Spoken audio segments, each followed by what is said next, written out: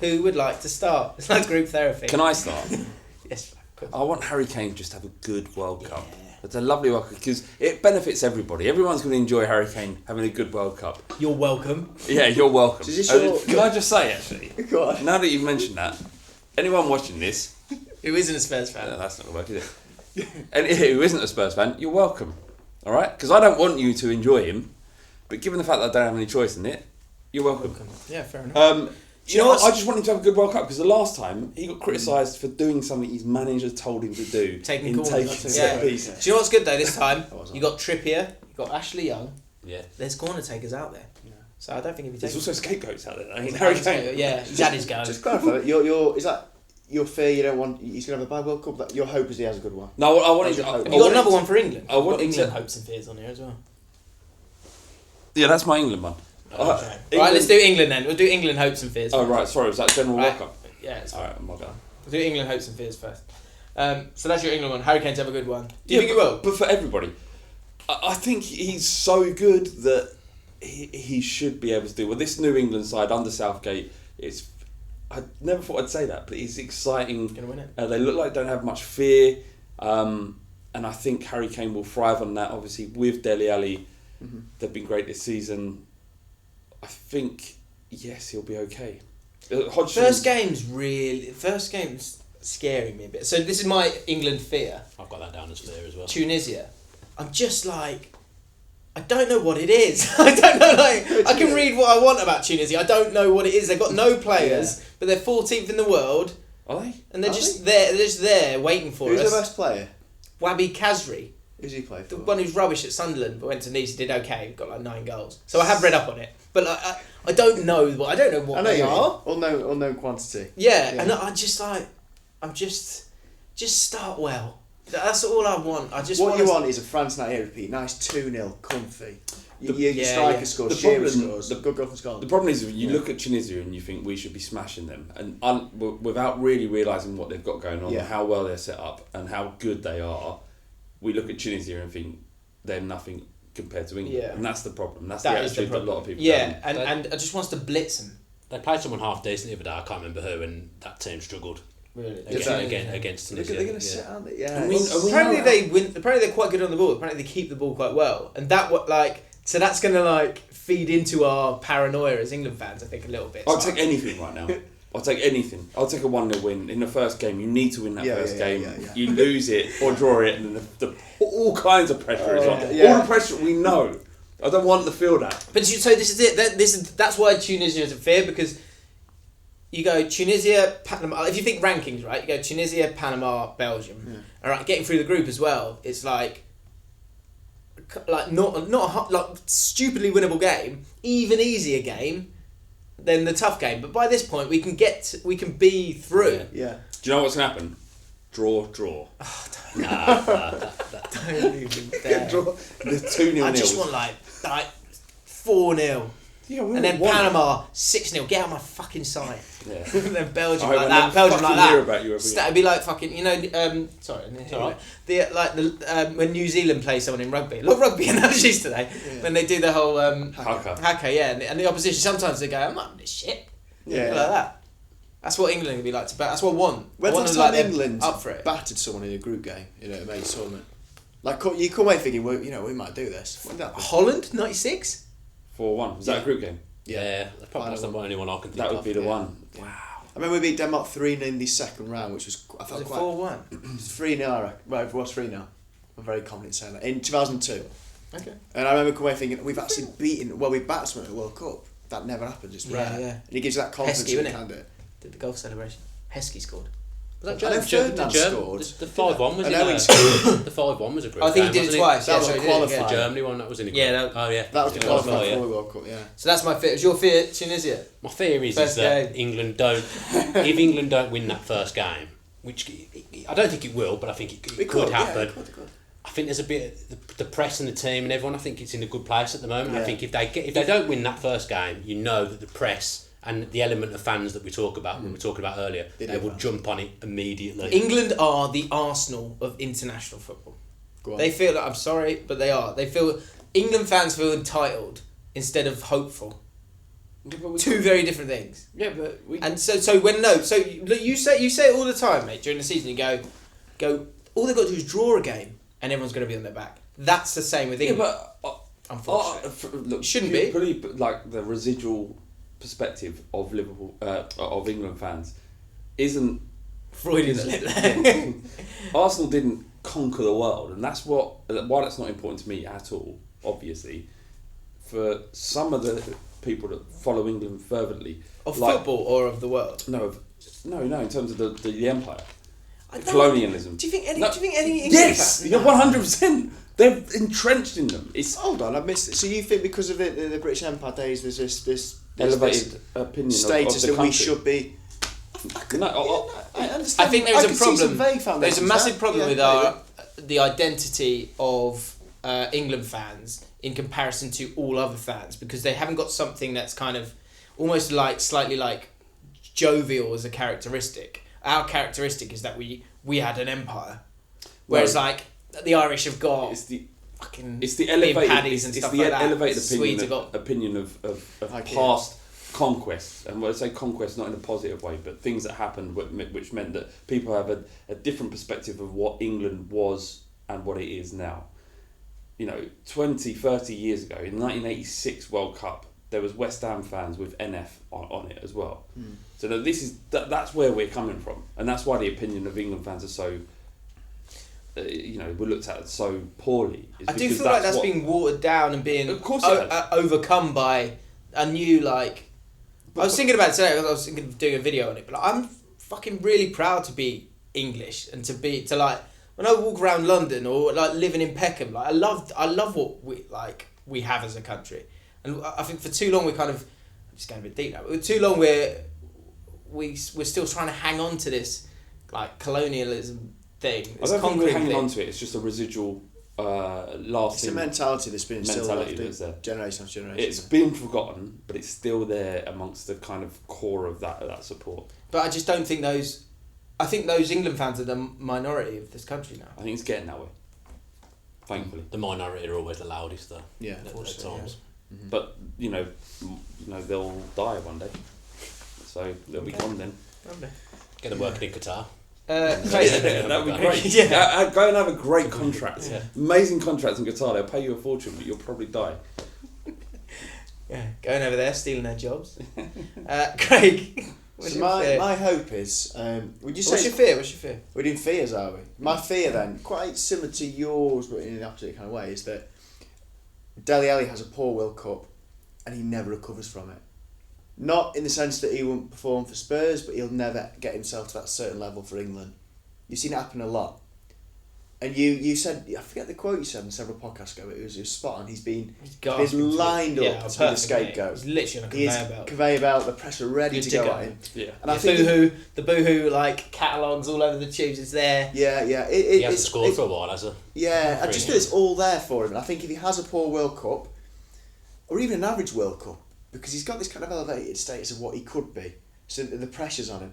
And I think if he has an average to poor World Cup, the press and fans, the moronic fans, a lot of talk about these, isn't there, in this program, they'll be on him, and I don't think he'll ever recover in an England shirt.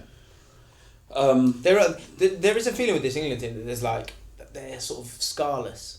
I know exactly. The 2016 but they're still young enough to go on. And I think most England, I was saying this, so this kind of goes into my hope. My hope is that there's a moment where England have adversity.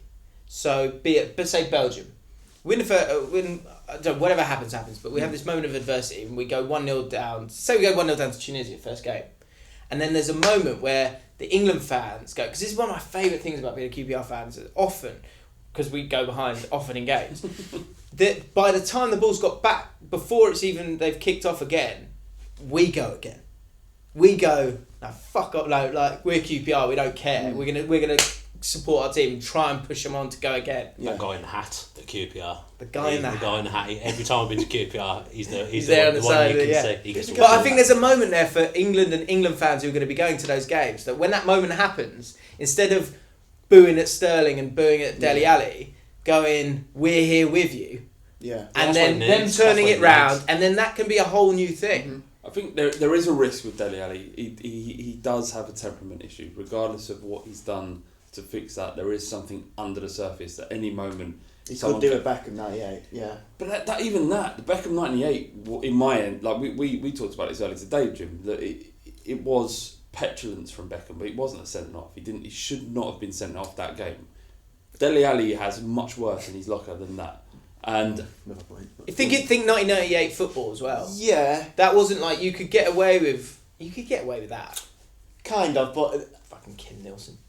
I can see why you got sent off. You just don't do it. Don't do it. You run the risk. You run the risk. You do anything like that. Yeah, especially. Yeah. Other hopes? I'll go with my hope. My hope feels like it could easily be a fear. I'm going to go very similar vein again. Do you all agree that it's reasonably realistic we could lose in the second round to someone like Poland or Colombia? Yeah, of course. Oh, yeah. I don't see it this time. We potentially could. It wouldn't be like a mind-blowing shock. My point is, again, similar to my first kind of hope, I worry that if we do that, the press will write off this generation like that. Because they should be beating Poland. This is your hope? We should. This is my fear. No, my hope is... I mean, it doesn't happen. Yeah, it's ridiculous, yeah. My fear could have been a hope as well. But my hope is they don't do that, the press. They stick with the team. See, you know what you're doing? You're hoping on a negative. And when you hope on a negative, you attract that negative. So what you're supposed to hope that... You're supposed to... Well, this is all I've got and your fear is that we don't capitulate again, isn't it? So that's double fear. But yeah. Well, whatever it is, double fear if you want. But I'm going to say it in this phrasing so it works. I hope the press... and negative fans alike don't turn their backs on the England squad if we lose in the second round. Beautiful, lovely. Dan, I agree with that, because you got to not just think about this tournament. You're thinking about tournaments in 2 years, in 4 years. It's going to be the same play. It's going to be the same players. Annoyingly, Qatar might be it, and I'm not watching that one. Yeah, this is the one before that. We also have an absolute quality group of young players. We do, and they don't. And they're unscarred. Can I give a big shout out to the FA, because they don't get a lot of props ever. They've developed a different type of mentality in developing young players, which is all about, in terms of the football pitch, is about expressing yourself, about playing in short sections of the pitch, about being able to do things that aren't necessarily accepted as a general order of play in English football, which is about power, position, effectiveness. What they're doing is about creating technical control on the ball, but also a kind of wider belief that we're as good as everybody believes that we are. Yeah. And it's resulted in multiple World Cup wins, one World Cup wins, multiple tournois, 3 times on the bounce now. Yeah, dominating it. Yeah, so and under 17s World Cup as well. We need now. And this goes back to your point, the press and everybody just to let push them on with it. Yeah, don't be cunts. Because how many tournaments? How many tournaments have we gone out in the second round with? It's the model's wrong. Chuck it out. Right, Spain model do that. Germany model do that. We need to have faith in this model. Even if we go in the second round, or even the group stages. Fuck it. We need to stay consistent with this England DNA model they're pushing through and see it through, and not just kind of shit ourselves and think, right, we need to do whoever won the World Cup. What are they doing? Do that. We need to be consistent with this. And I feel that if we go out in the second round, which I think is realistic, Colombia and Poland are good teams. It can happen. It can happen. We can't shit ourselves. We're not there yet. I don't think it will happen. I don't either, but it could. It could, my point. I don't think it will, but it could. But I've got faith. Very realistically could. I've got a feeling, Yeah, when Southgate took over, I weren't happy. I was like, this geezer's a chump. But I see that England team playing with freedom and expression and... I just think confidence. Let's just get behind the fucking ball. Adversity is inevitable in this tournament. Something's going to happen and it's going to go against us. And it's the problem we've had, and it's got worse and worse and worse and worse. Is that they go, as soon as something bad happens, they go shit, and their minds aren't working. They can't get to a point where there's no resilience. They're so scared. It's down to it's a 3-point thing. It's the fans, the media, it's the players. It's all three, and someone has to start it off. And I think the way the world is with social media and stuff like the Raheem Sterling thing, the backlash to that by everyone else on Twitter was something to be proud of, because everyone's like, this is enough now, and so that's a great start. The next bit is going, okay, look, I'll take the first step and go, we're going to get behind the lads regardless. And then the players will respond to that, and then the press won't have a choice because they'll have to because they need to sell papers. I think what Southgate has done everything right in the lead up to this World Cup. I think you probably didn't have high expectations of him at all. I was a bit the opposite in the fact that he wasn't Allardyce, so I was quite pleased. Villa legend. With that, he was a good guy at Villa. He's a good player, and I like the fact he played for England and he played Euro '96. He played France '98. He knows what fairly recently it's like being in the tournament. 2002 as well for England, so he knows what that's about. He's realised we haven't got the best centre backs in the world. He's picked a system that is three at the back that means that there's more of them. In the fact that makes us a bit more solid, I think he's got Kyle Walker at right centre back, and that looks like it's working. We've got good wing backs. We've got one sitter in front of the defence, and then he's saying to Lingard and Ali, just play with freedom. Harry Kane's dropping deep. They're going beyond him. I like what he's done. He's got a good setup. And that three and the two guys even wider, it actually creates these pockets of space for Lingard and Ali as well, and that allows us. The problem's always been they gave the ball to Hargreaves or they gave the ball to Gareth Barry, and he played it sideways. Now they don't even need it to be Dyer. They can just go wide and then into these pockets. Yeah. These 45-degree passes back into the in between the lines, and you've all of a sudden got it to those attacking midfielders who can turn with the ball. And I think that's really smart how he's been able to do it. I think it's really good. Sometimes I always feel like England are making it up as they go along. Like you look at the last tournament, they qualify playing a certain way, and then you get to the tournament. Suddenly Harry Kane's on corners for no reason. They've not done that at all in the build-up. Well, Campello, when we qualified for the World Cup under him, he won every single game. Then he changed. Something changed. Scholes and Carragher came back, didn't they? Yeah. Southgate's I think he's got a plan. He's perfected that plan before the tournament's even started, and I think we go there in a really good place, and I'm the most confident I've been for a long time. We're going to win it, lads! We're going to win it! I about that, but I think we're going to have a good tournament, and regardless of if we win it or not, I think it's going in the right direction. I think we'll top the group. I think we'll beat Belgium. This guy. Oh, I love you! I really think we'll beat Belgium. Mate, but that comes back to my football turn on. Look, nothing bad's happened yet. Let's enjoy this bit. Yeah. Belgium on all that, I think. Fuck yeah. Martinez is the manager for a start. Yeah. Joe, that was another quick football turn on. Me and Craig had a night out. What, 11? Of course you did. Because we're lads. And first pub we went to, got a couple of beers, turned around. I saw Craig chatting to a bunch of guys. And I thought, oh no, look, I think they're trying it on again.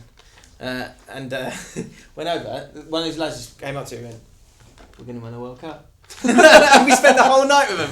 We were with them until 5. I had no idea what their names were. I don't think they're watching me. If they are, they're known to me as the Watford Plumbers. Lovely. They're on a work night out, and if we're Watford, they're all plumbers. Love that. Well, and the first thing they said to you was, we're going to win the World Cup. We're going to win the World Cup. We're going to win the World Cup. Honestly, we're going to win it, boys. Right, it's happening. Like, you know, my old man used to talk. He was 14 when England won the World Cup, and he still talks about to this day how great it was. I'm going to get that. I'm going to take that from him. My dad, right, was supposed to be in the opening ceremony of the World Cup in '66. Incredible, right? And he wasn't able to because there was a height restriction, and he was 2 inches too short, and he tried to not hang himself, but hang himself from a door to stretch his body out to try and get a couple of inches. Because he was too little, they wouldn't allow him to do it. What were he doing? Yeah. What would he been doing? I think it was like a little march thing. Right. I don't know. That's bloody harsh. Yeah, it's proper harsh, isn't it? Okay. They're going to go, everyone in the crowd going, hang on a minute, what's up with him? He's at least 3 inches too short. Get him out.